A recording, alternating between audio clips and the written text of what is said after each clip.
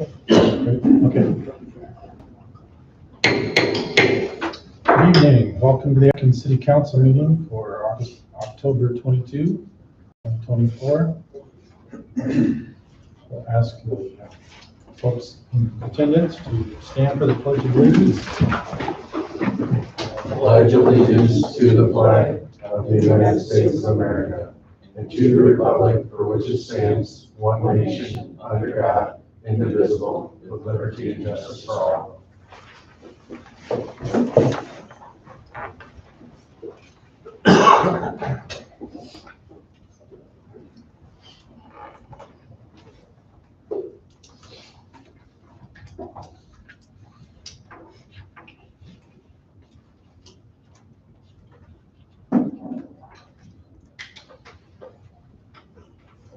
Okay, we'll begin with the roll call. The members present: Trevor Dursky, Present. Samantha Peterson, Present. David Fisher, Present. Jim Kane, Present. and EJ Bell. Present. Thank you, everyone. Item number 2 on the agenda for this evening: approval of the agenda.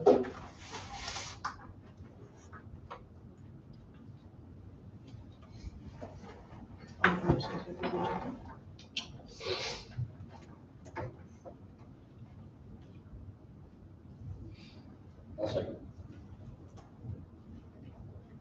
Have a motion and a second. Any further discussion? Hearing none, roll call vote. Trevor Dursky. Aye. Samantha Peterson. Aye. David Fisher. Aye. Jim Kane. Aye. EJ Bell. Aye. Motion carries. Item number 3, consent agenda for this evening. Approval of city council minutes of October 8th. List of bills for approval. Financial reports received and filed. And before I vote on this, we'll have a presentation on the financial reports. Do you have a motion to approve? Motion approved. A second. I'll second.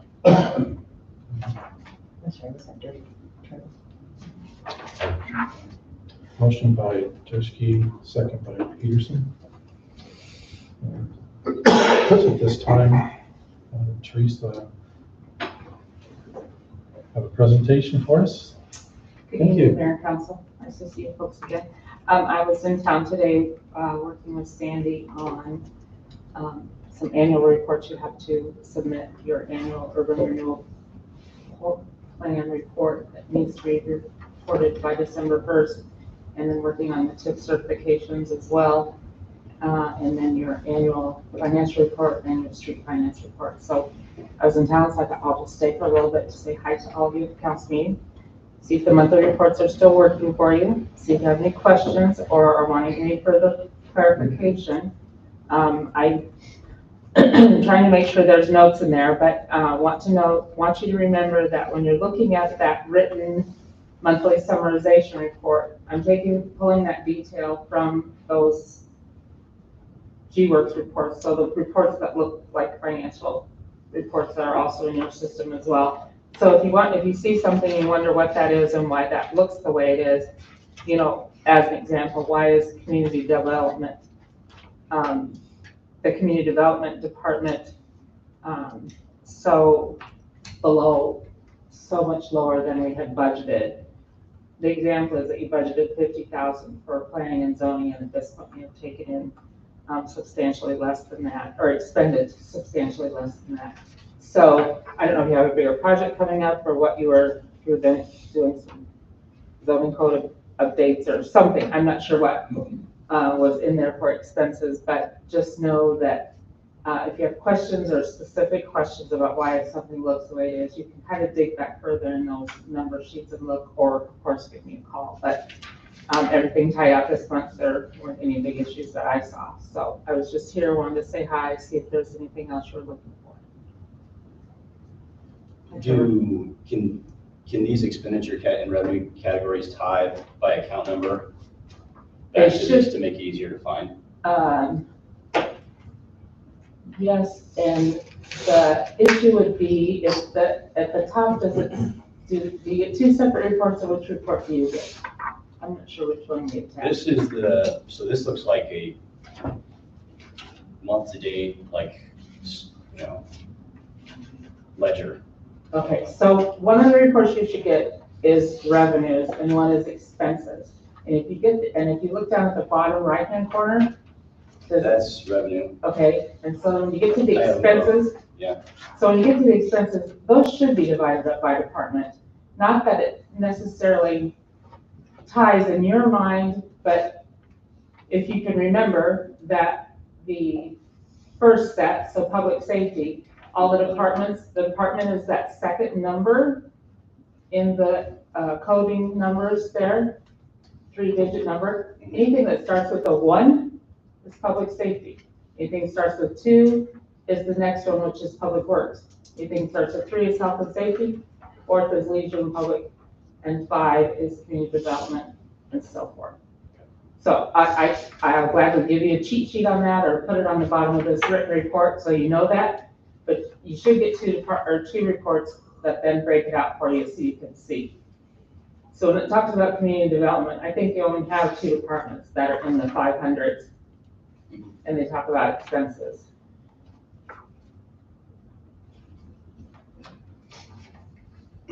I think I don't think our codes tie out to like the general government, but 600 is that. They should. kind. I think they do. Yeah.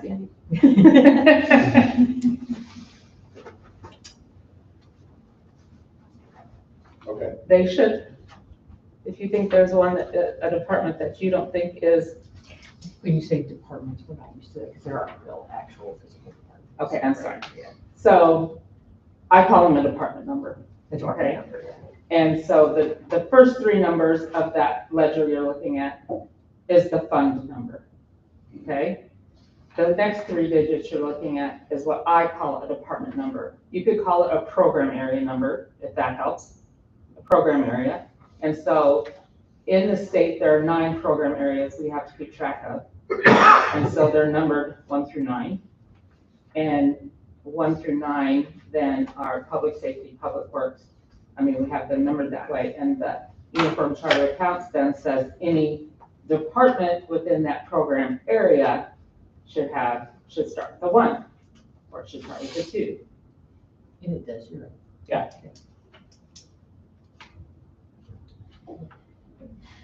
But I'll be glad to.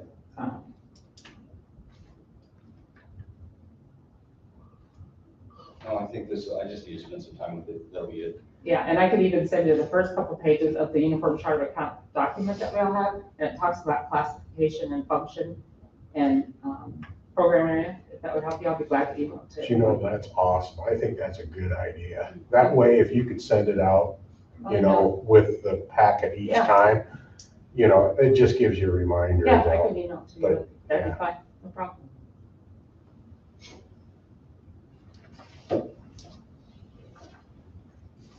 And then when you get to revenues, it's of course broken down much Yes. differently, but it's By broken down funds. by fund. Yeah. And so then on that revenue report, you should have a total for general fund revenues. You should have a total for special fund revenues throughout that report. And in fact, if you looked at the department numbers, they're going to match to the department numbers in your expense report. Oh, expenditures inside of the fund. Mhm. Yeah, or revenue inside of the fund.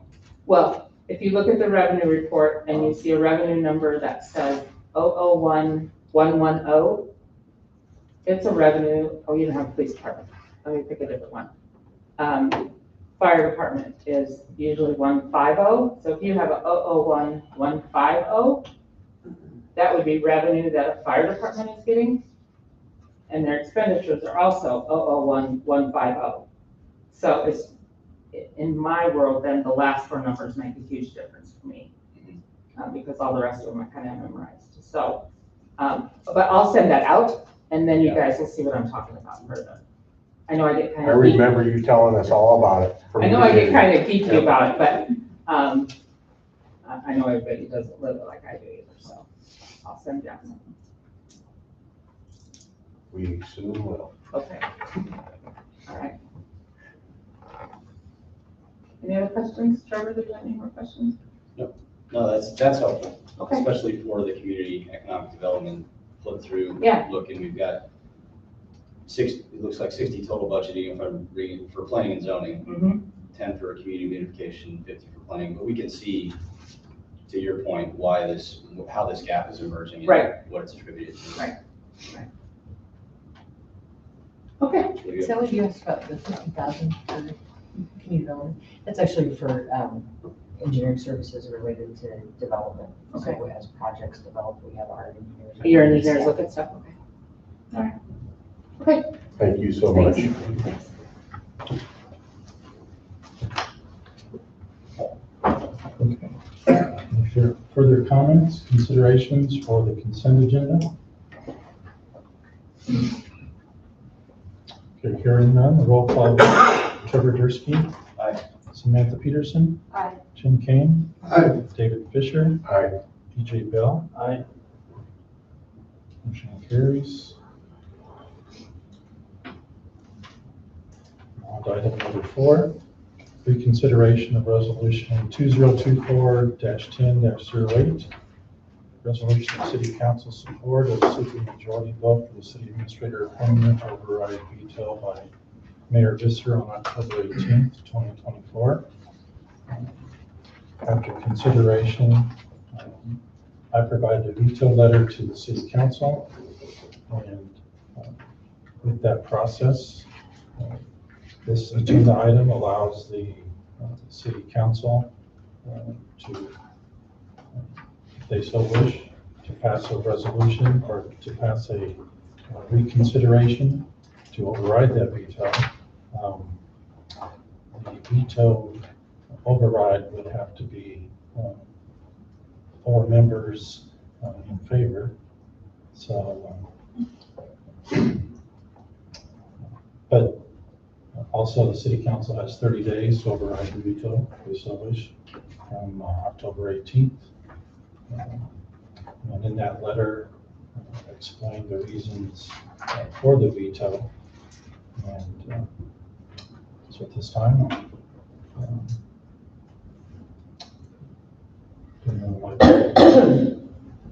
Yeah, a motion override or a motion to reaffirm or confirm or whatever its title has. This has been reviewed by our attorney. It's a statement of commitment. We have a motion and a second. Any further discussion? Yeah, I'd like to, the last veto you had was for the overriding the city council for the same position when they voted to not extend the contract for the previous city council, or for the previous city administrator. That resulted in $100,000+ it costs the taxpayers of this town. Here we voted 4-1 to do the right thing, and yet you vetoed this for a position that answers to this council. Again, 2 vetoes for the same position, and they answer to the council. I don't get it. I don't understand it. Further discussion?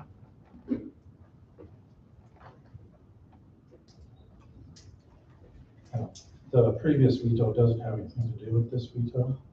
They stand alone.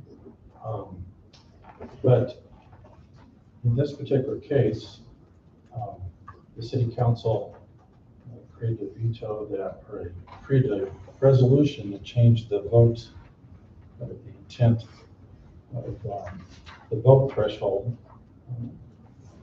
That threshold is set by state law, and therefore, as I stated in my paper there, that being this one, that this item is involving a hiring of an employee as well as providing confusion in the state law, because if you did, if the vote did come down to 3-2, that there'd be confusion about how to call that, and we'd have to call it likely with the state code. The city council can certainly have opinions as to how they want to create the environment for even a unanimous decision on the hire. We certainly support that, but at this time, changing the way that the council operates under the state code, I believe, is the justification for the veto. I don't see anywhere in this resolution where we attempt to supersede state law or assert any deviation from state law or anything of the kind. We desire to make a commitment, and we commit. What does that have to do with state law? Well, the resolution would be, well, both the appearance of it as well as to say, we want to do something with that and make it a matter of policy. Yeah, so we disagree. I think we're probably ready for a vote. Unless anybody else has anything to say. I'll say what I said before. The state sets the rules for when you need a majority and when you don't need a majority, and to have a council try to redefine those rules. Obviously, we're not, the way this is actually worded, it does not do that, but that's not the intent. It was the intent of the council that started this to force a supermajority when clearly the state law doesn't require it in this instance. But And to set that, you're setting a precedent there that concerns me. the default would be to take no action, right? This forces essentially no action. Where's the risk? Again, Where's the risk? The attorneys have already looked at it. Yeah. We're wasting time. Just vote. I just think we're going down a path that's Against against what I believe. Coming back from a path we should have never been on. Correct. We're starting to go down a better path. I understand that that's your opinion and the way you do. I see it differently. That's fair. I think that 4 or 5 to 1 vote should happen. Don't get me wrong, I totally believe it. We should have consensus. The consensus is only good if it isn't capitulation. And you have to be right in the consensus. And if you personally don't philosophically or morally agree with the results, then a requirement to go along with those results is capitulation. It's not consensus. That's my opinion. Only thing I would add to that is there's no requirement. I understand there's no requirement in this, and by the actual way, if you literally look at the way the thing is written, I can agree with it. But knowing the principle behind it and the intent that was there, I have to disagree with it. That's fair. Again, There is nothing absolutely binding in this, but if we start down this path, I'm concerned that the next time they were going to try to make something binding, or they're trying to force someone into a position that should not be forced. This is a free society, and this is one of the major dangers in a free society is to limit personal opinion. I hear your concern. I just have to say, for the record, this is not compelling anybody to do anything. This is defaulting to no action if we can't get enough people on board. So I just want to be clear on that. If we disagree on that point, then you're not seeing what we're trying to do. I'm concerned because of what I've seen in the past, that defaulting to a position of no action in some cases can be worse than even a bad action. We're going to disagree until we sit down and discuss it. Fair. It's been reviewed by our attorney. I think that's a true statement. Is that a true statement?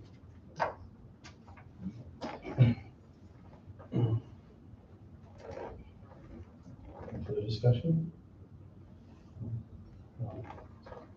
I've also had discussions with the attorney as far as whether it would be really, it's not enforceable. But again, I think the city council itself may want to work with the hiring firm, the search firm that's selected, to come up with a process of getting to a vote prior to the offer of to the candidate. That's the way I've seen it usually work in several boards and offices. That's usually the path it's taken. And that's what I would encourage, is to work with the search firm to come up with some way to have the hiring decision prior to the offer for the candidate. And from looking back at other cities and cases where there have been a divided vote, oftentimes it's difference between the hiring of the person and also the contract items and particulars in the contract itself.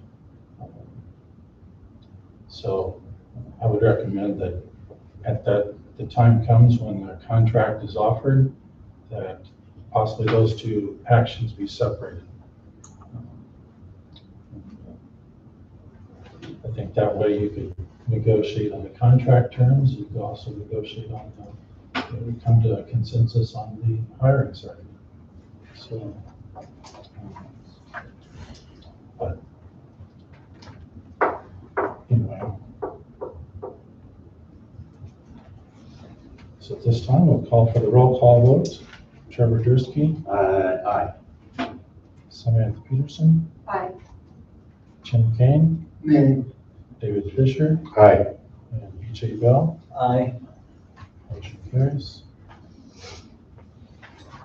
And on the vote of an override, the resolution becomes effective immediately.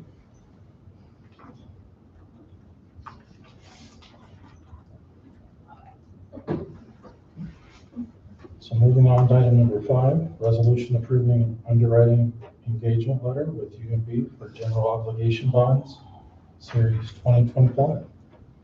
I'll offer a little bit of background, if that's what I think. Sure. As we talked about during the fire station project, this is a next step that the council needs to take, and that is issuance of the bonds. So I've been talking to Maggie Spear in John Danos's office, Whitney and Dorsey and Whitney, and about the work required. Maggie Berger from Spear Financial recommends delaying the selling of bonds until January. Both the upcoming election and the holidays cause some unfavorable conditions in the bond market, and we are able to delay that because we won't need to spend any money more than we have on hand to get the contract going. So she suggests that you sell the bonds in January. With that, she also recommends this UMB bank acting as the underwriter. You'll recall that you don't do a bond sale because of the number of audited years you have, in process, that kind of thing. So it is a competitive, it is a negotiated sale. So UMB would act as your underwriter in that process, and she would manage it for you. She recommends UMB. This is the engagement letter with UMB so that they get started with the paperwork and reviewing all of our documents so that they can negotiate that sale on your behalf.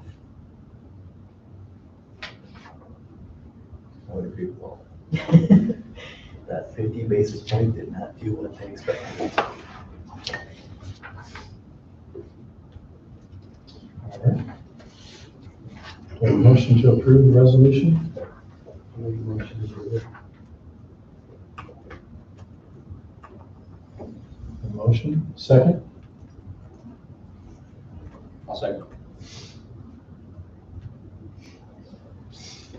further discussion? Okay, roll call vote. Trevor Dursky. Aye. Samantha Peterson. Aye. Jim Kane. Aye. David Fisher. Aye. EJ Bell. Aye. Motion carries. Item number 6, resolution approving a professional services agreement. Snyder's and Associates for new water tower and water distribution system improvements.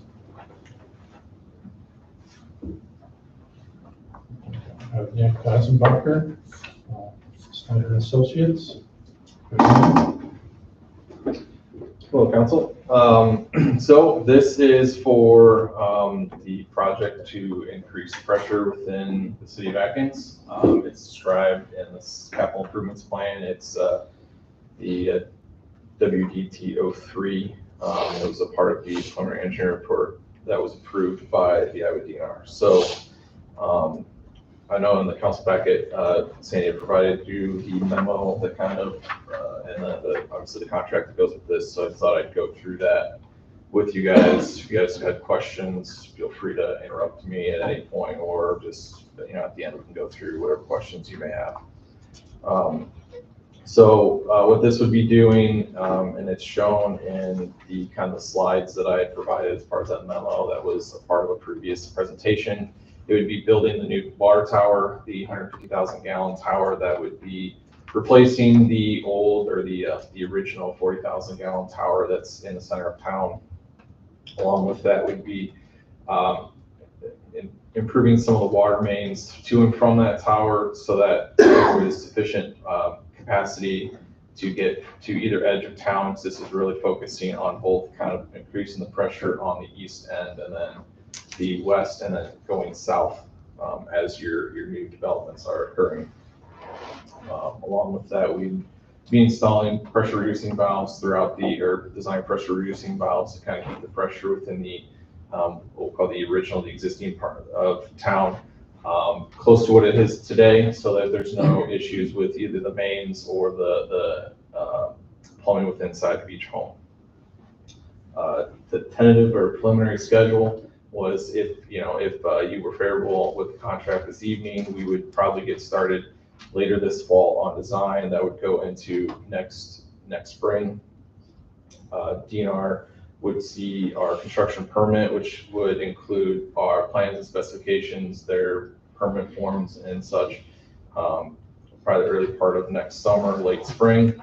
And then once they reviewed and issued that to the city, which that process is I've seen it take 3 months, I've seen it take a year. So we'd get a better accurate schedule from the DNR when we submitted those to see when that would be, and then we'd set a bid schedule and construction schedule to follow once we kind of had those that schedule from the DNR.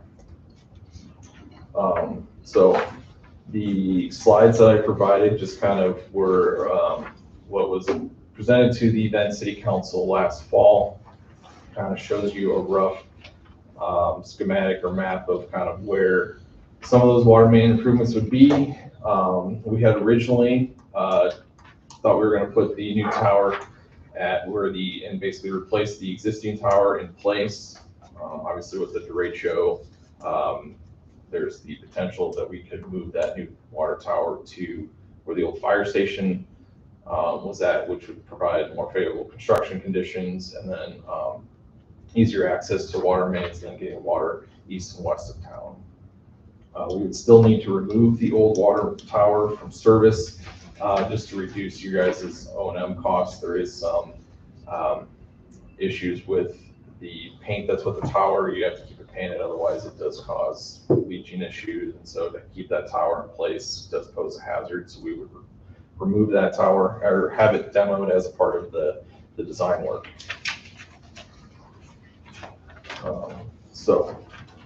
Going through some of the scope of services that were provided fees for design. Those would be,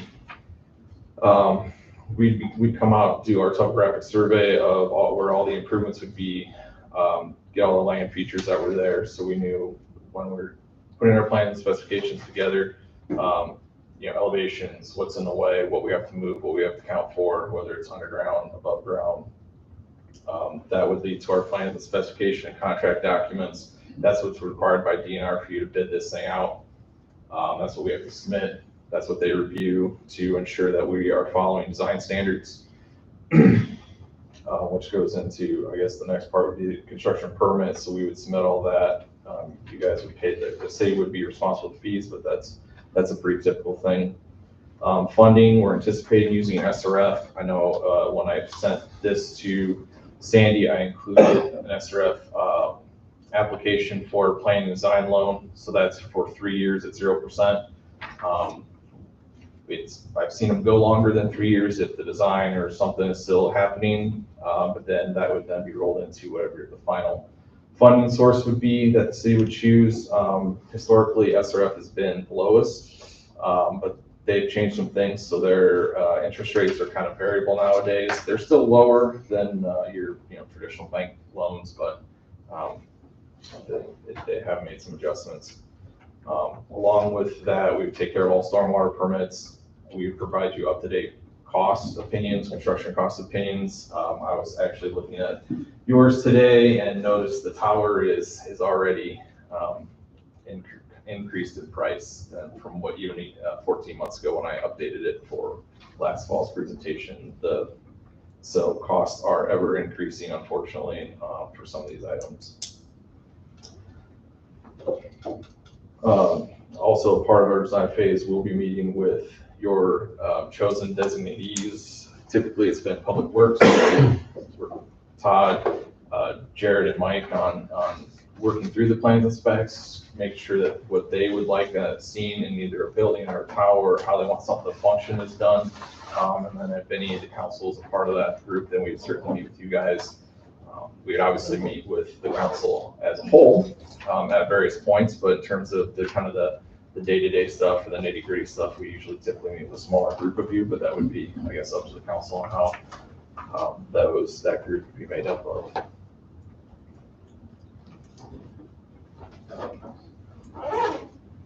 Do you guys have any, I guess we can pause there for any questions, comments. There's been an awful lot of talk about us moving everything. Could you, as part of the plan, pick the most optimum place for a tower on the south end of town, given all the other things? Where we're talking about, both there and the old fire station, is absolutely the lowest level. So we're going to have to build the tower taller there to get the same pressure as we would if we built somewhere higher. And I'd like to know that difference, and I'd like to know, because we're going to get a lot of questions on why we didn't build it on a hill, but if we could just pick the most optimum place south edge of town as an alternate site, and then be able to do some accurate comparisons as to the costs and stuff of what we do, because obviously anything on the south is going to put us a lot closer to the pumping station. We're going to have to do some new mains, but is that going to be any more expensive than updating the mains we've got there? I guess I'd just like to see some of that cost analysis. Yeah, so it'd probably be more, to be honest with you, because we kind of looked at that a little bit with Bruce after we submitted the report. It's possible, but you do have to almost put in all the same mains up on that side of town as you do down here. So in terms of the distribution system, we'd still be replacing or adding mains on the north side just to make sure we had a good loop, to make sure we had enough flow capacity to get from the east to west side. Out here does pose some challenge in terms of the city doesn't own any property. There's no property that's owned by the city, and probably, where the city limits are is probably where you start getting close to what you would consider that optimum location, which then draws into annexation and those challenges. I'm looking at the big picture, and that's, I'm seeing that as a possibility anyway, as the town is going to go out there, and I think some of that land is going to become available for development, and we could incorporate that as part of the overall development and get a small section of that land for city use. Yeah. Just a thought. Yeah, so this plan would not cover that. Sure, I know, that's why I was asking if we could somehow incorporate that a little bit just as another plan. Plus, it would give us, if we don't go that route, it would give us accurate documentation to provide to the people that are on the other side that are saying that that's the way we should do it. Yeah, like I said, I think I already have some of those kind of roughly sketched out with Bruce, you know, I'm just, I don't maybe have we make it anything. more, a little bit more formal. I think it would help the project go a lot smoother. And, you know, during some of those conversations, there was a lot of talk about building another tower so you have raised storage, but then as you grow south, you could put more ground storage in, which is then cheaper and easier kind of stuff to deal with once you have. Once we get the height storage. that we need to for our pressure, then we're good. But again, going in a low place and go higher, then we've got the maintenance, and I just didn't know if there's going to be how much higher we're going to have to go, and if that long-term would encounter some additional expenses. From an O&M standpoint, yes, and that's going to depend on the type of tower. It's going to be painting costs. Every time you go a couple of feet higher, then there's increased costs for people that have to climb there and do the work. Yeah, and just materials, but you know, you're going to have to probably make it pretty short to really start to see a huge difference, because the size of the bowl is not changing. That's where the bulk of your paint is going to be. We had planned on doing like a pedestal type tower, which is a steel tower, you know, it looks like a golf ball and a golf tee for simple comparison there. So everything's painted. We could also look at composite towers. They're quite a bit more pricey, but you have some benefits in terms of storage at the bottom, but you're also only painting the top because the stem of it is concrete. So if you're okay with the concrete look, which these are all things we can kind of interchange in terms of part of our design, as long as we can make a decision early on in the design, so we can base everything else as we're going. But looks is important depending on what the surrounding area is. We don't want anything that distracts from the property values or the surrounding area, so there's some consideration there too. But that would be a design detail we would probably dive into relatively soon within the design, just to make sure everyone's on board with it. You know, I know the previous council who had approved the report made a decision, but obviously I want to bring it back to you guys as the current council. Now we're going to have another council in that's going to be a different majority completely, because it's a quorum next time. So we have to consider that too. So Nick, on that type of topic, the item F, opinion of probable cost, would those be workable in that area? Yeah, in terms of, you know, the different towers and whatnot, or we would supply those and say this is what each tower would cost differently, both from a construction costs and an O&M cost, what you would anticipate spending each year, or every 5 years or 10 years. So Nick, I'm confused. When I first came on to the city council, you were sitting right over there, and we looked at different options for water pressure, and we talked about all these different things that we could actually do. But we're now looking at basically one option. We talked about you are going to check into at what percentage is our current tower, the usage for it. We never heard anything back. You are going to get that information to the council. Furthermore, we were going to look at the options of a booster pump and isolation for the downtown area and the cost of that as an option. Because what we originally were told was it's not an option to put a booster pump in here, but you came in here and it was just like, wow, it is truly an option to put a booster pump in and not have to put in a brand new water tower. You gave another option. You said, but you're going to also look at decommissioning your old water tower, and you can put underground storage in if need be. So I'm sitting here wondering, what happened to all those options and where did we end up where we are today with everything, because it's not been a discussion with this council. Sure, okay. So to address the capacity, I believe I provided a memo. I guess I've never sent it directly to council. My correspondence typically goes to Bruce and Sam. So if it didn't get to you guys, I apologize. I will look, because I know I put a memo together that outlined capacities and how much you could grow and some different scenarios. So I'll make sure, I'll make a note when we get done that gets back to you guys, or gets to the appropriate people, and they can send it on. So I apologize for that. In terms of the different options, so a lot of that was already done as part of the report, and it was already kind of decided by previous councils. So we did look at putting in a standalone booster station, putting in pressure reducing valves, looking at how that would affect your system. We looked at doing that inside the existing water plant, which I'm not sure that's the best option, especially for growth. We looked at putting a standalone one somewhere over by the water plant. We looked at raising the water tower that's by the water plant right now, and then obviously the option that I provided the design costs. So that was all done as part of the report that was submitted to DNR in 2020, 2021. And that's the report you were referring to. And that's the report I'm referring to, and that was what I gave my presentation on. And I guess the intent of the presentation that I provided last fall was to kind of go through what was all looked at and then what the final option was chosen by the then city council to go through. Yes, we could do a booster station, but there are drawbacks to it, because you do need more storage as you grow to provide fire flow protection.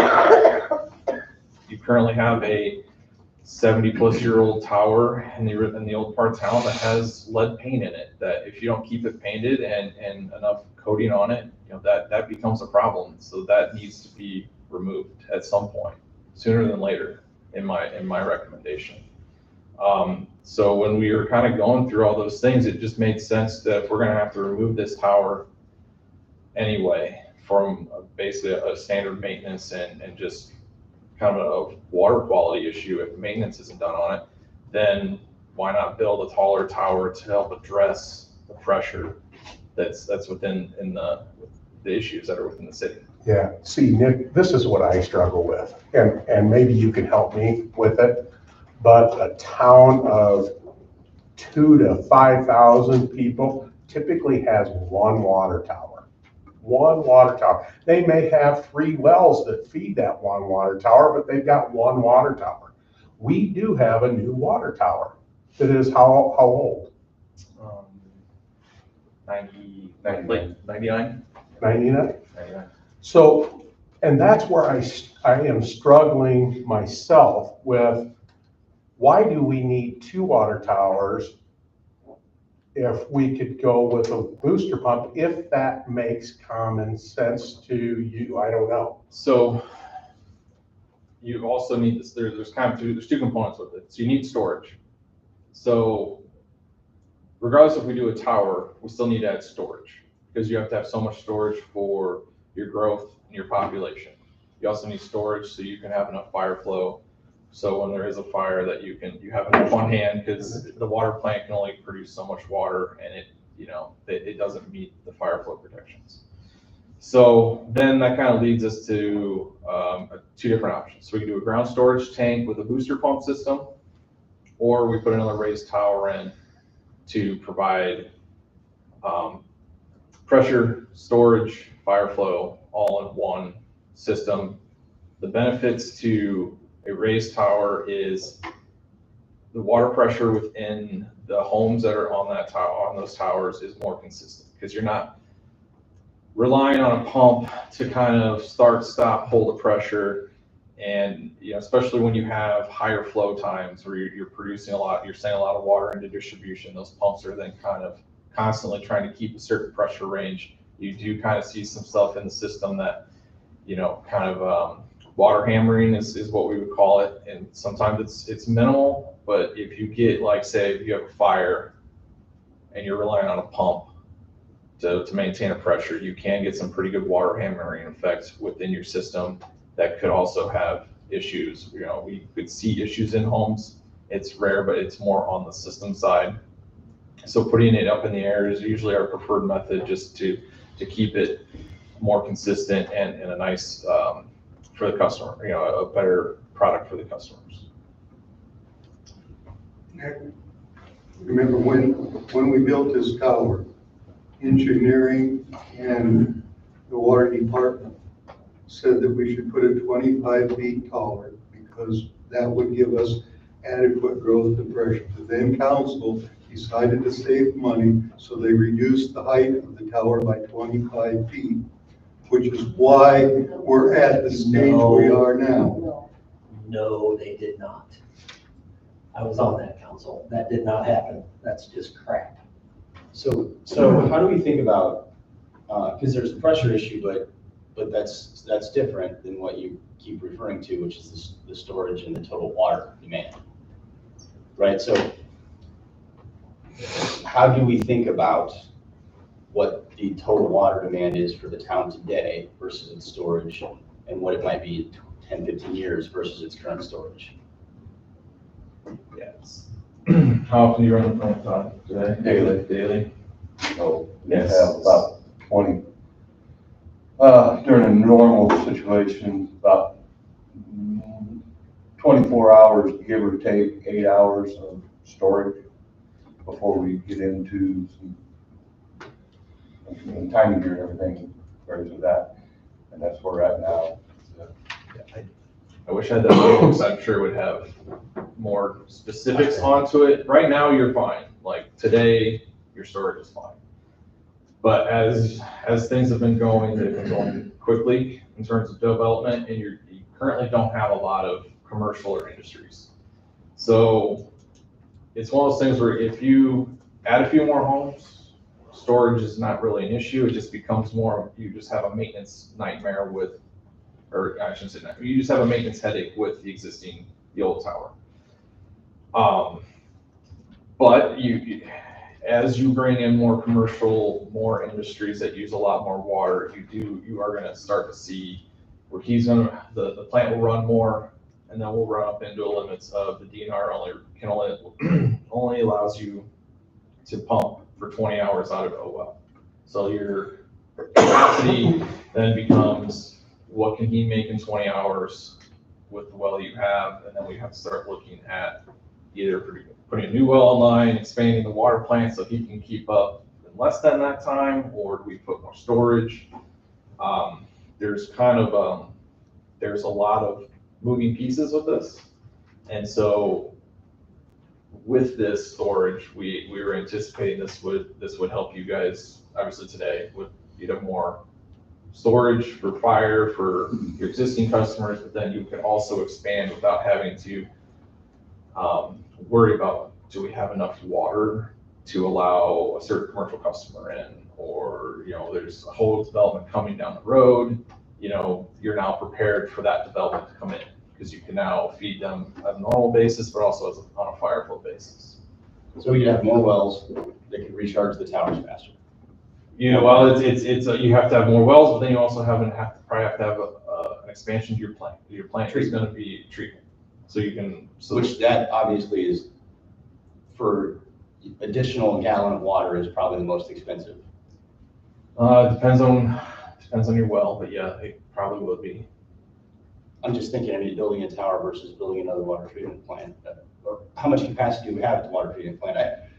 These are the sort of things I think it would make everybody up here feel more comfortable with just even feeling educated enough to make a decision, right? The plant itself can run more hours. Right now, we have two RO skids, but keep in mind the DNR, we have to have redundancy for the thing. So there's some, even though we don't need it on day-to-day operation to provide it, we gotta have a backup. So we have two RO skids. Right now, we're running one of them. It varies anywhere from 10 to 14 hours a day. So we could adjust things to where we could run two RO skids and increase that way. I guess I was getting tripped up here running one. I guess the biggest in a nutshell is, I do not, I probably won't be around for that, but to do all this and then 5 years later, say, we don't have enough storage, I need another $1.5 to $2 million to put a tank in. That's where doing something now and not doing the whole thing, I think is going to. Right, because it's not like there's an unlimited number of wells that you can't. Correct. Correct. That is, we've been very fortunate. I can tell you, there's tremendous horror stories over digging a well. Just because you dig a well doesn't mean there's water there. Then it doesn't mean there's the quantity of water that you have. Then you do not know what type of problem. You can have radon, you can have iron, you can have, there's tremendous amount of things, and you won't know it until you spent $500,000 minimum to dig that well.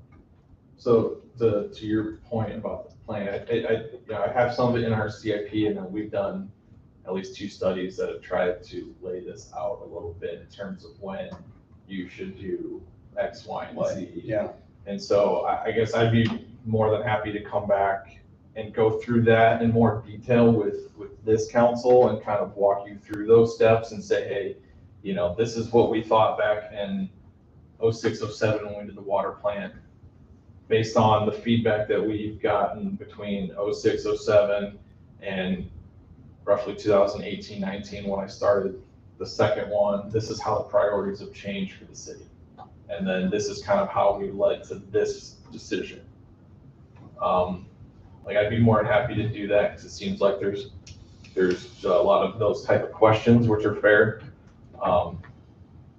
It was just, this was kind of the first thing on what we had on the CIP, and talking with Sandy, it was just, let's try to get a ball rolling somewhere. And, if you guys want to change how that direction goes, that's perfectly fine with me. So I'm more than happy to come back and do another presentation and walk through some of these growth questions, kind of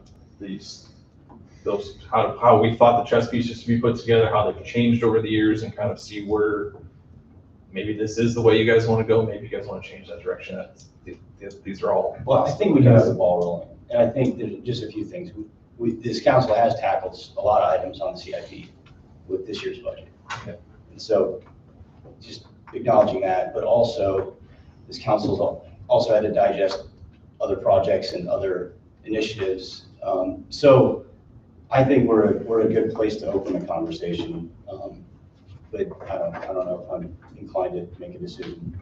I want to back up what Nick said. Nick and I have talked about this so much over the past few years that I don't know if we could come up with anything new to talk about with it between the two of us.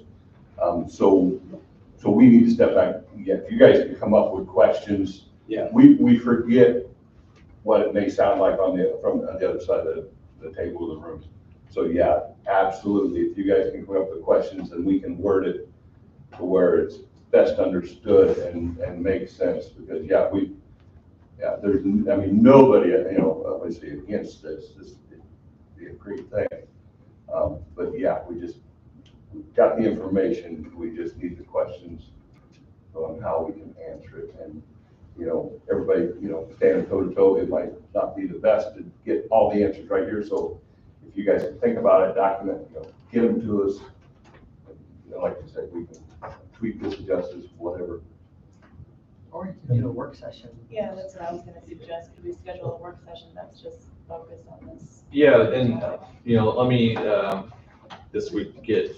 One of the things that keeps coming up with the pressure, if we do a pressure booster pump, that's dependent on electricity. And there was a lot of concern about if we did lose electricity and had a fire simultaneously or in a disaster, what impact that would have and whether or not that actually would impact the insurance ratings and stuff. That our fire control system is very delicate and has an awful lot of bearing on the insurance premiums that we pay here. We have the highest rating in the whole county, and there's a number of cities that are paying considerable. I know people in Keystone on the same houses are paying 30-40% more on their insurance just because of our water system and our response of our fire department. So jeopardizing that to save a few pennies, the town can save some money, but that could end up costing each and every one of our citizens. And I know that's been constantly looked at in the past. I think we need to keep that question out there too, so that we can address it. And Nick, I know we've looked at that study, I think, 2 different times with updated numbers. Would it be beneficial to update those numbers again based on your recent? I can at least get numbers on, like new numbers on the tower for sure. That's a pretty simple email and I can get that information to you guys, you know, when we have that work session. You know, I'll try to get this week, all those reports that we've done into Sandy and Bruce's hand to distribute to you guys. So that way you have all that information. So when you have the work session, we can all be talking about the same things. And then we can, you know, have that work session, figure out what direction you guys want to go from that. And Nick, if you could put your contact information in there in case we have a question about it, I'd appreciate it. All I want to do is get what we're gonna do. So if, like Jim says, new council coming in, I almost want to force their hand that they gotta go whatever the direction is, we get the ball rolling. Yeah. Cause I agree, you know, it's been kicked down like so much that it's ridiculous. So we gotta get something where it's like the fire station. I know it was going down the road, but we gotta get this going down the road so that it doesn't get changed. So, yeah, we just want to get it right. What's the council's desire? Allow for follow-up, I think, Yeah. people have questions, and then I'm open to a work session, but Move to table, but also a work session, plan a work session based on your schedule. Just so we can get this right. Yep. Get all those questions Yeah, answered. I'll provide a schedule to Sandy and go along with that, those PDFs, and then that way we can go from there. So, Make a motion to table. Yeah. we'll have a motion. What actions you'd like to take? Make a motion to table this item with a follow-up of a work session to be planned specific to the same resolution. My only hesitation with tabling it is that it has come back exactly as it is today, and based on your work session, it may change. we just make a motion to schedule a work session. Do they? Well, you could just take no action. Just There's take no motion. action on the resolution. No action at this time on the resolution. You want to leave it on the table for the next. But it's totally okay. Date certain, so. Yeah, you really should always table to a date certain, typically. It's okay. Postponed, but like you said, it's the same item, so. Because there may be additional services that Nick would have to include in this That's my item. thought is. All right, well, I'll call for a motion if you have none. Councilor Fisher made one, so. Would you like to rescind? Instead of moving the table, we can go into move to schedule, you know, ask for a work session, we schedule for this topic. Yeah. No, that's why I thought it was all one, but, It's just removed, it's just not acting on yeah, it. I'd like to change my motion to, act as, with a work session to, determine what our course of action will actually be.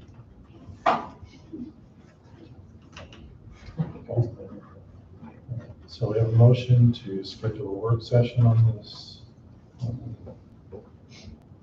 I'll second it. water distribution. Okay.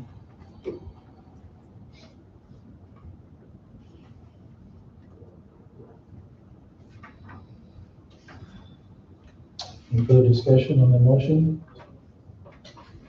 Okay, hearing none, roll call vote, Trevor Dursky. Aye. Samantha Peterson. Aye. Jim Kane. Aye. David Fisher. Aye. EJ Bell. Aye. Motion carries.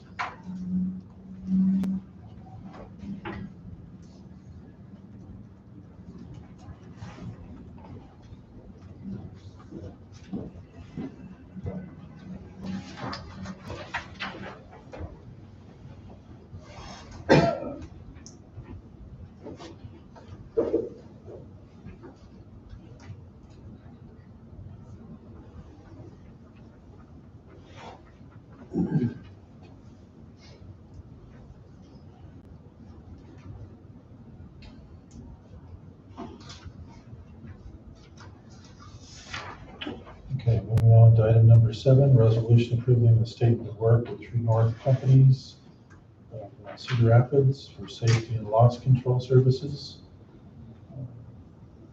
Would you mind if I introduce that? Yes, go ahead, Sandy.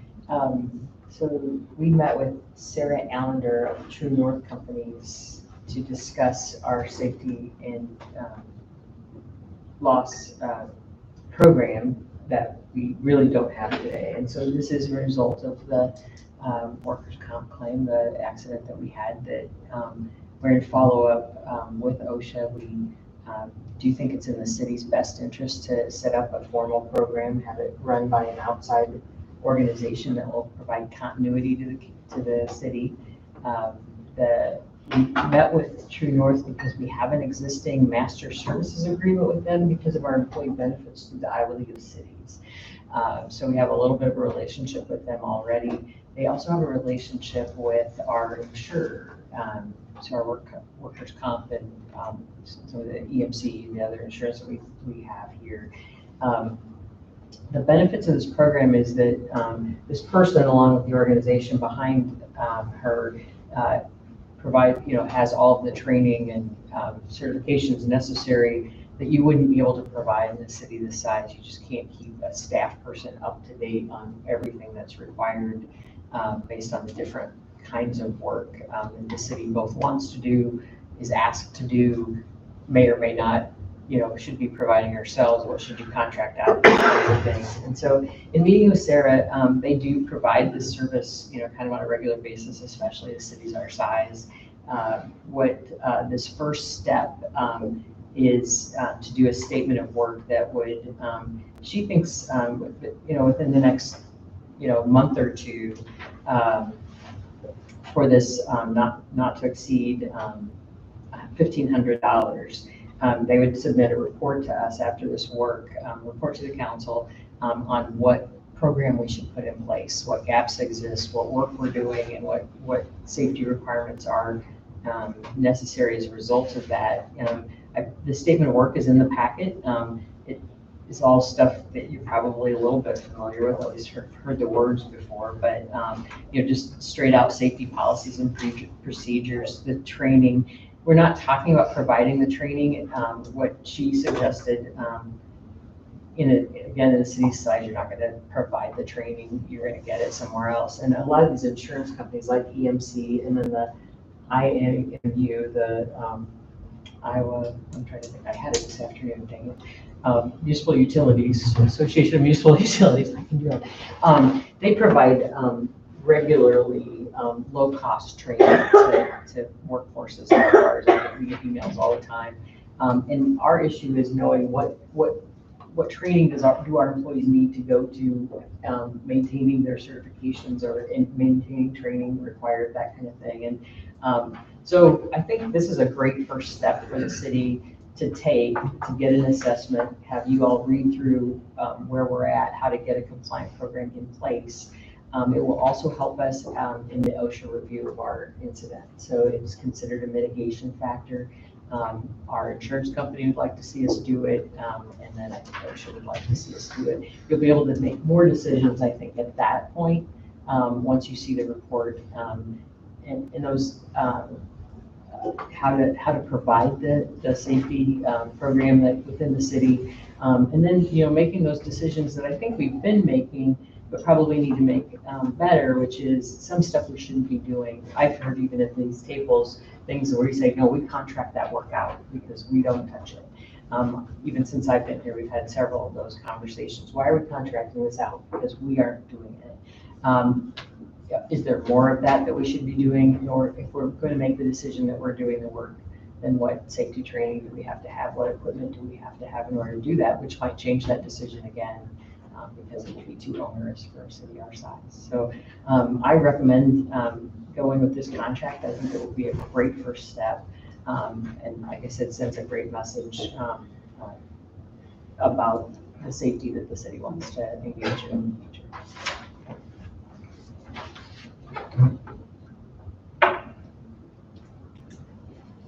A motion to approve the resolution. It'll be a report. There will be a written report to the council.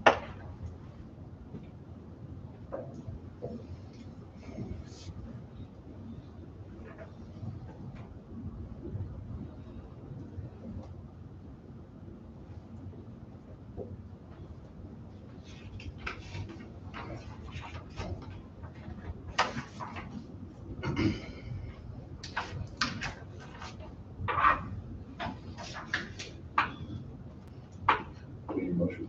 Yes, a motion to approve. Motion to approve.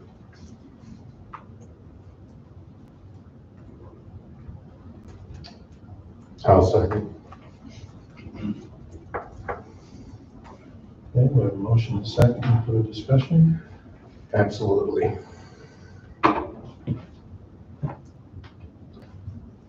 I just want the council to understand that when we get a report, we need to take into consideration the importance of this report and what truly actually needs to happen.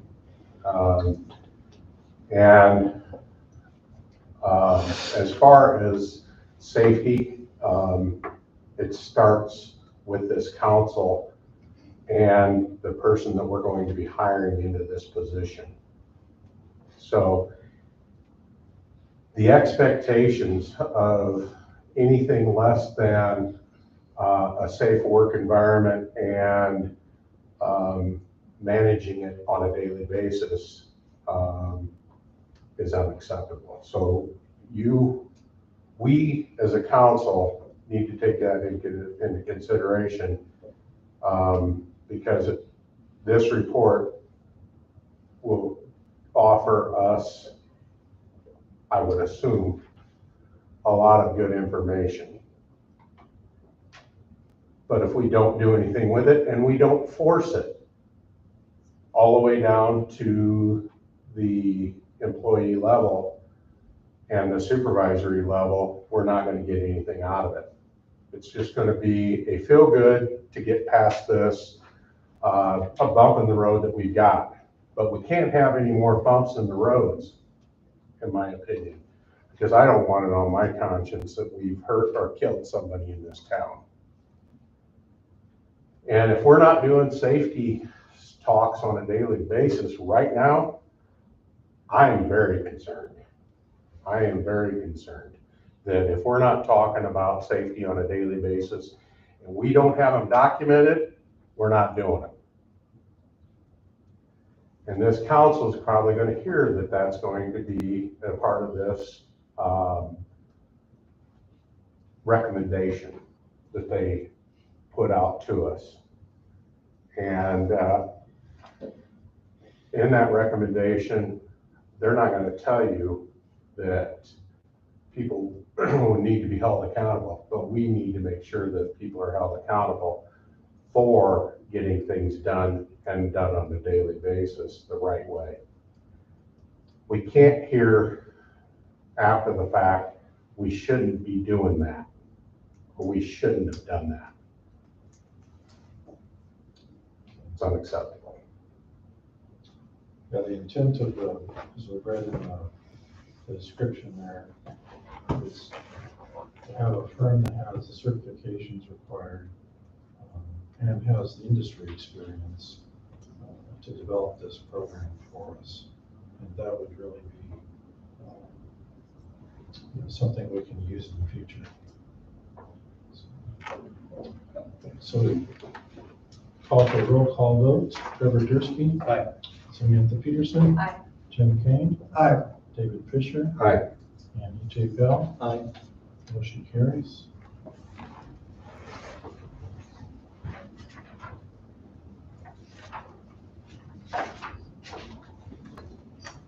Okay, item number 8, resolution to set and establish salaries and wages for appointed officials and employees.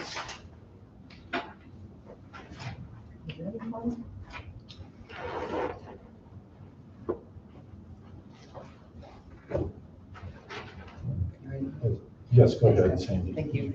Yeah. Yeah, so this is a recommendation from me. I became aware very quickly when I arrived last February even, that the staff wages hadn't been adjusted for over a year at that point. So it did take me I waited 6 months to actually take this up, wanting a little bit of time under my belt, a little experience with staff for doing it, and not obviously jumping in, not knowing that the city of Atkins doesn't have, to be fair to me, I came from a place that we had a formal pay plan and structure and, a big structure. And I gave myself a little bit of time to experience how things had worked here. This is how I went about it.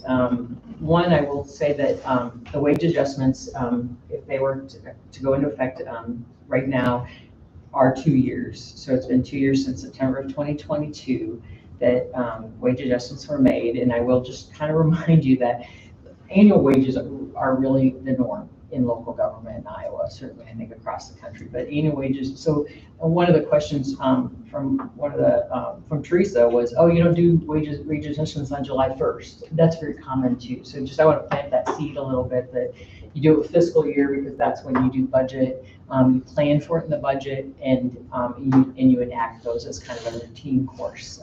That's a good way to treat employees and in the government setting. It's very common to do that.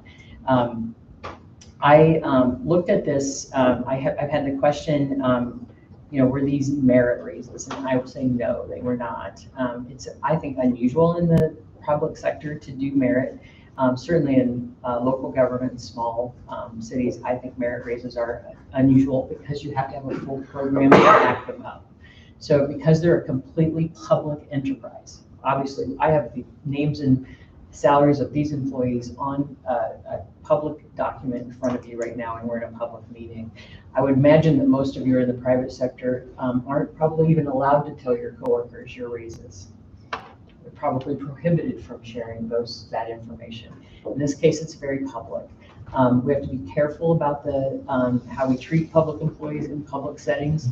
We'll talk about a little bit that closed session issue and how employees who are going to have performance evaluations, me being one of them, I have the option of asking for that meeting to be closed so that I'm not harmed in any way. So you have to kind of be cognizant of talking about public employees in a public setting when in the private sector that doesn't happen. You talk to your boss, you walk out the door, you have the raise that you had. So it's just a very different setting. But what I want to assure you is that I took this responsibility seriously. I did give myself a little time and then performed performance evaluations with the staff, set up a system. I was questioned about, you didn't have a program for doing that. So I devised one. I went through a process of self-evaluation and review of each employee, the duties that they perform and their goals for the future. So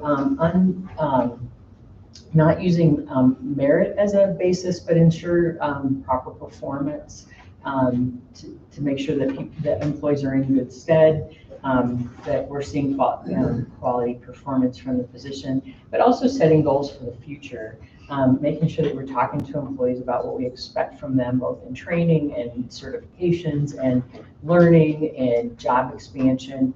And we do have, I noticed that Todd mentioned his end of career.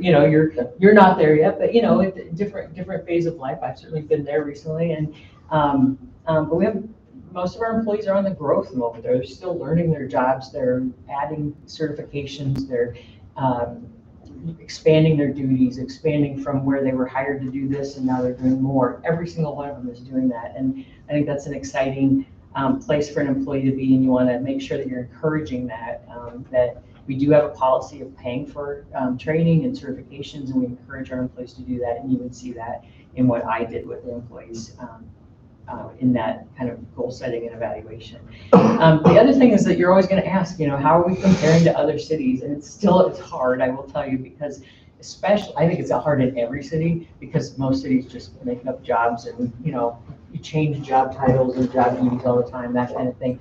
Well, in small cities, I think it's even harder because you have fewer employees doing all of the work, and so the expertise and skills of any employees. But I did ask the cities of Belle Plaine, Centerpoint, Ely, Fairfax, Robbins, Solon, and Urbana, and those are the people that I received information back from. I gave them our job titles and general positions, and asked if they had similar positions and what those positions were being paid currently. Then you have the difficulty that they may have given their raises this year. Most have already gotten their 24 raises. But they also, their jobs are a little bit different. They have people who've been there a long time. They've had people that were new hires, and I got kind of that feedback as well. Some had, they just didn't have similar job titles as ours. A lot of people have mix. You have the person that's roads but parks, and you have the wastewater, but also the building official and stuff. So I will absolutely tell you, they're not apples to apples. It's really hard. What I was trying to make sure is that based on the recommendations I was going to make, that the recommendations are comparable to those in the communities that I surveyed, and I was able to see that. And then finally just made sure that our the wage increases can be accommodated within the budget, and I explained that a little bit in that we have open positions. Our budget, we've discussed the budget a few times. There's we have a fourth person in the field that's still out there, a position that we budgeted that is not filled, that at some point you're going to think about. And then certainly my contract is different than the city administrator salaries, as is Teresa's and ESG's. And so that's all kind of coming into that, those budgets showing similar to the salary budgets. But I'm confident that the raises that I'm recommending are meet the, do not exceed the capacity of the budget in the FY25 budget. The raises are from 7 to 9% and would go into effect with the current pay period. I'm happy to answer any questions I can, with the caveat that I do not want to speak about individual performance or positions.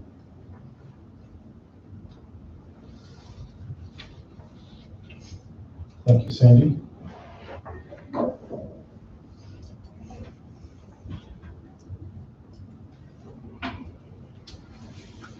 With that, do we have a motion to approve?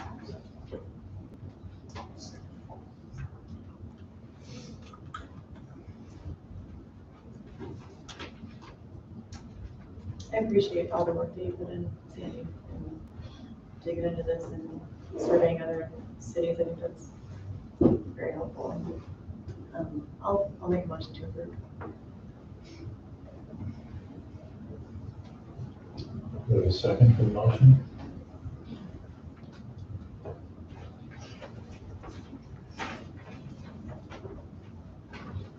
I'll second Any further discussion, comments?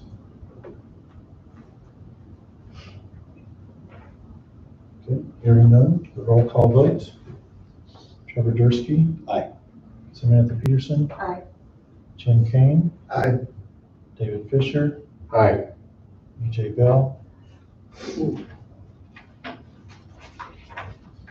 Aye. Motion carries.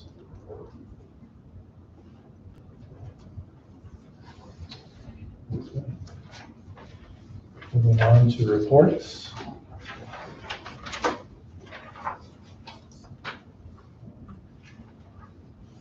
Mayor's report, the burn ban throughout the county is still in effect.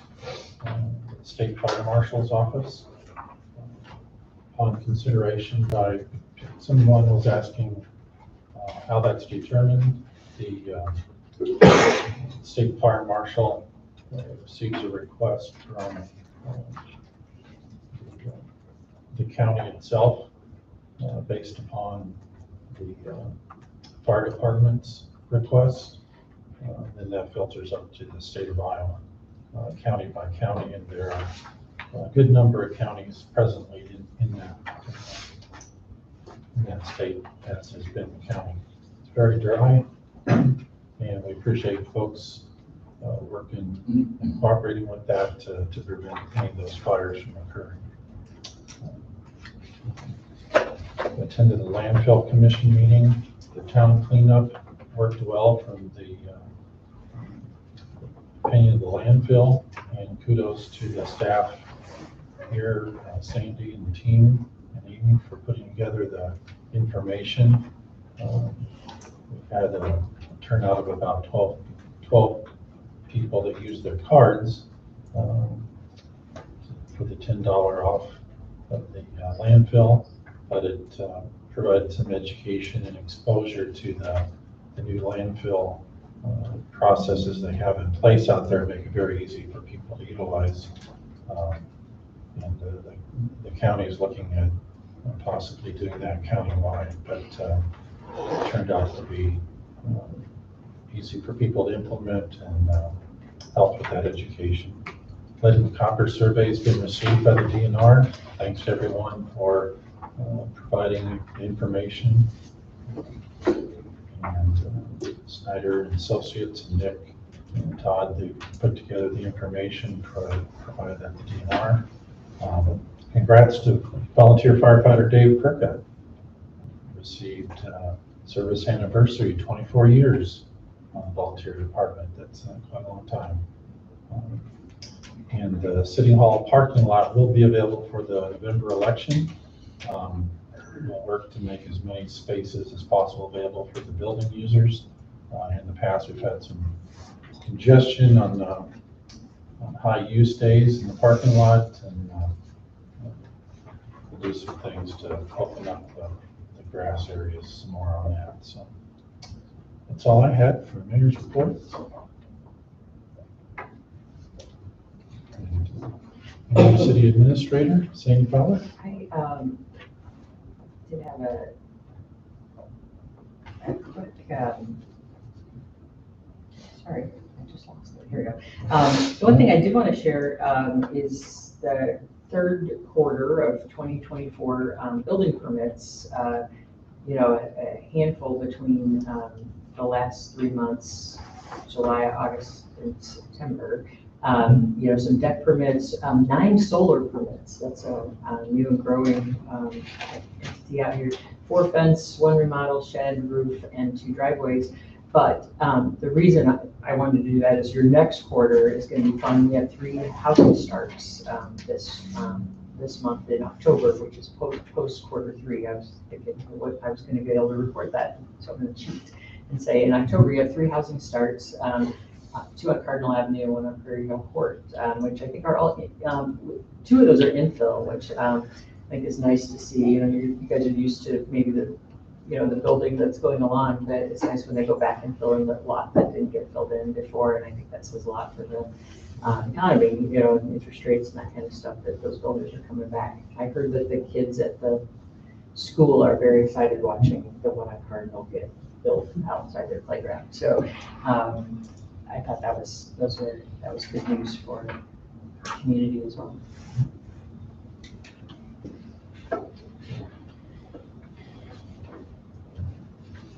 On the topic of housing, I'll jump back a little bit. With the CDBG grant program for the housing that was begun about 2 years ago is moving along. All the homes are now spoken for and getting ready for closing. So that's been a great program, and we're leading the state actually in pulling that off. So it's been a cooperative effort in East Central Iowa Council governments, the contractors, and the staff here at City Hall to pull it off. So good job on that. It's got a lot of attention. Council reports. I do have something.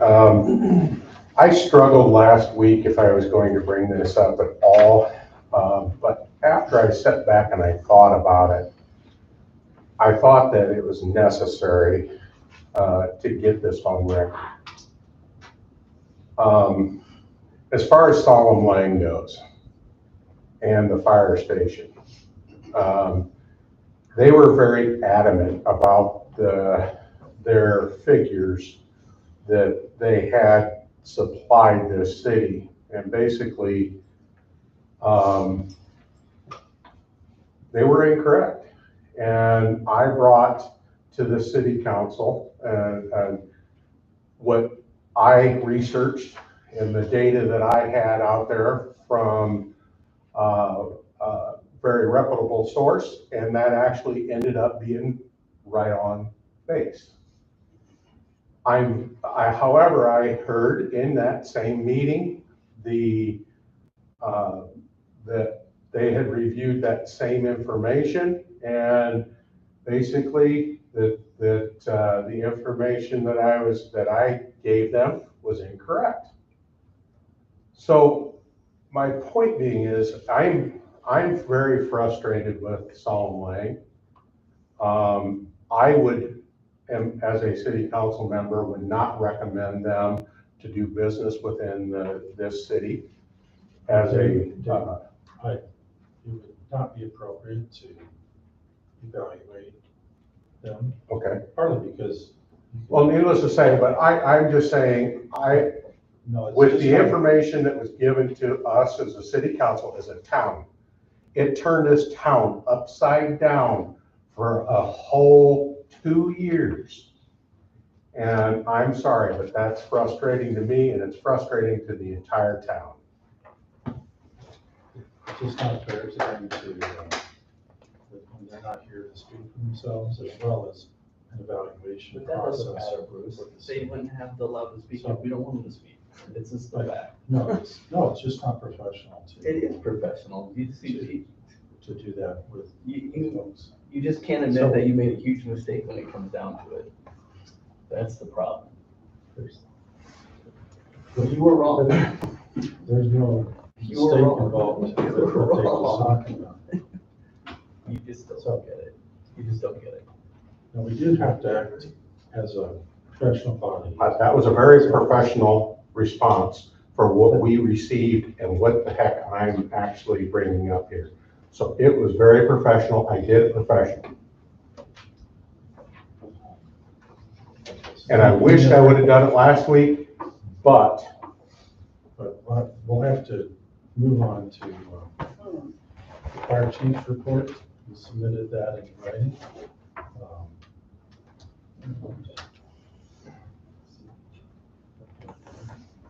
A couple items, calls for service, 142 so far through September. Much flat, a little bit fairly flat compared to last year, but a 45% increase based on the same time 5 years ago.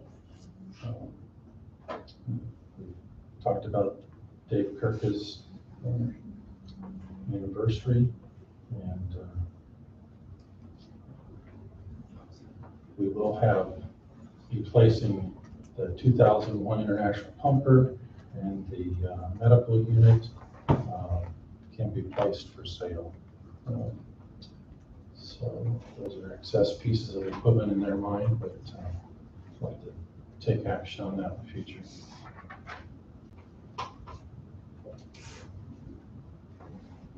Okay, future agenda item discussion.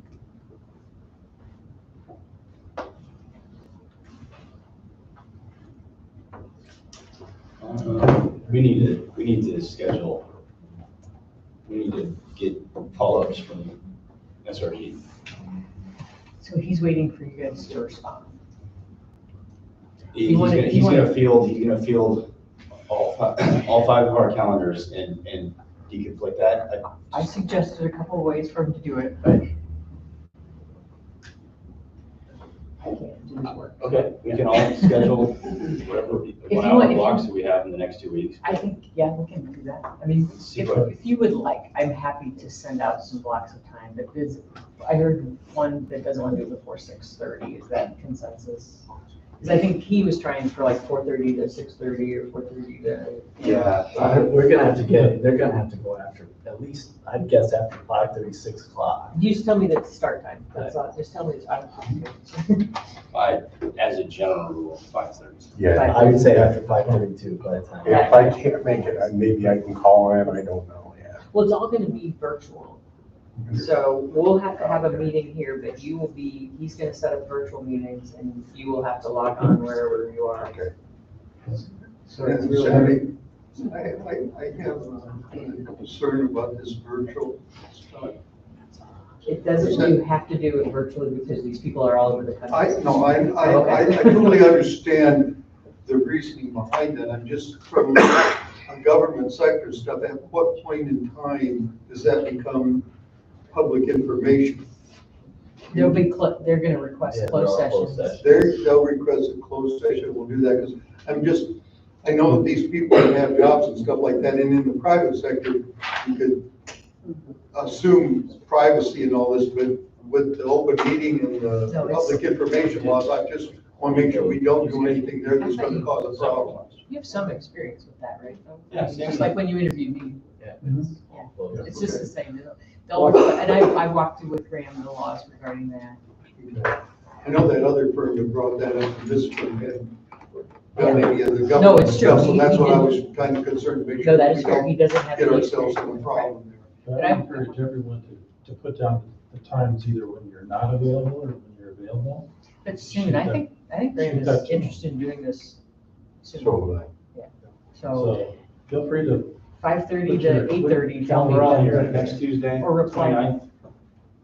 Do And then if we're doing it this way, then we can, you want to try for this Thursday or not? Because he had I can't, I would have to call, I would have to dial in somehow. you have to anyway. Well, fair, yeah. I don't know what technology we're using. He's setting it all up on his site because we don't have so it'll be virtual Teams technology. or Zoom or something. So he's gonna send a Teams. Wings, I think it's gonna be. So we, that's fine, I can do so that. we don't have to be present here to do it, it's all virtual whereas. Correct. Yeah, I think it makes The mayor would have an open session here for a second, then you vote to close it, and then you have a closed session, you have to have a presence. 29th is as soon as I can. like 29th, That works for me, 29th. way better than. Are you interested in doing 4 back-to-back? Yeah, we I'd like to can. get- I mean, because that'll give a good indication right away. If we can't, do we just bust it all in one night? We can. Yeah, If you're up for it, I'm sure you, I do, I yes. rather, yeah, we can. yeah, I mean, I'm taking kind of his recommendation for the ones we'll do this. You can choose not to. I mean, he sent you what he sent you, and I think you're at 4, right? I think it's 5. It's fine. Oh, he had it. in there. Yeah. That's all. Yeah, that's what I'm wondering if there's. You're gonna need, how about next Tuesday and Wednesday? The 30th? Yeah, So 30th work for everybody? Thursday is Thanksgiving, or is Halloween. That would be a bad idea. Not Monday or Tuesday. Or Monday and Tuesday. So I that's a good plan. Let's do Monday and Tuesday, that work. I can't Monday. I mean, I can't, it's like 7. We could do 2 and 3. 7's late. 7's late. But I'll do Can we do 7 and 8 on Monday? And then 5:30, 6:30, 7:30 on Tuesday? That's fine. 7, like at 7 PM to 2. Yeah, Hour 2 long. on Monday at 7, sorry, 7, So and 7 3 to on 9. Tuesday, the 29th at 5:30. And Yeah. Tuesday at 5:30. We gotta We get have snacks. Do you need to get this on the way? We'll confirm, but for now, look at, give feedback, because we can also look at this Wednesday and do 1 or 2. Okay. I think we'll appreciate that feedback.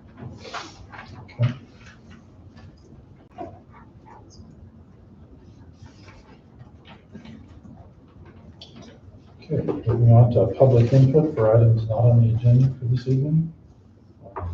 Comments are limited to 3 minutes. Would ask if you could state your name, come to the podium, and present some information. Would you like to do that? Good evening, Council. Brian Cruz, 300 Cardinal Avenue. Just want to come up and apologize for speaking out of turn earlier. That was unprofessional on my part, so I apologize for that. However, I would like to clear up the record because I've heard this brought up several times by Mr. Kane, that council went out on the cheap when we built that water tower. I was on that council, and another member of that council at that time was a civil engineer. I believe he's a city administrator in water in Cedar Falls right now. We took Snyder and Associates' recommendation and built the tower that they recommended. And we built the second reverse osmosis water treatment system in the state. We didn't go cheap. Okay. So please stop, Jim. Please stop repeating that. And that's all I really wanted to say, just to clear the record on that. That we can quit blaming past city councils about the water issues today. The town's grown. We got to expand the water system. Okay. And Jim, anybody else? I got a story to share with you after the council. I'm glad to share with you about that, about how that all happened. Okay. All right. Thank you. I apologize, I wasn't at the meeting, I'm only going by what I got from Gordon. Somebody told you that. Yeah, I've heard you repeat it several times. Any other comments? Shut up. Okay. Turn around. Hey, no. We're not doing this in here. Yes, you are. All these people. On votes. Okay, Keep talking. so we'll just announce the next regular council meeting. And